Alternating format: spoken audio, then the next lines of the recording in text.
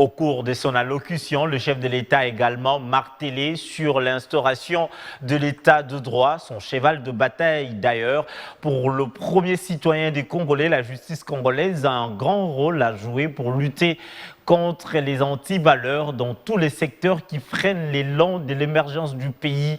Le président de la République a invité les politiques à élaborer des lois devant consolider la bonne marche des institutions et non celles taillées sur mesure. Je vous propose de le suivre encore une fois de plus dans cet extrait.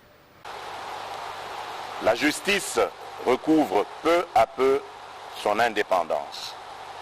Les avancées enregistrées l'ont été au prix de sacrifices extrêmes. Elles ne peuvent être annihilées par des manœuvres d'arrière-garde qui s'observent chez certains de vouloir légiférer pour déposséder le Conseil supérieur de la magistrature du pouvoir judiciaire qu'il détient pourtant par la Constitution. Point n'est besoin de vous rappeler que la justice élève une nation.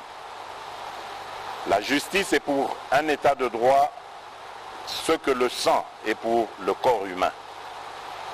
Voilà pourquoi j'estime que les réformes dans ce secteur doivent être dictées non pas par le souci de s'assurer une protection d'une personne ou d'un groupe de personnes, mais plutôt par le souci d'apporter plus d'efficacité et d'efficience au fonctionnement de la justice.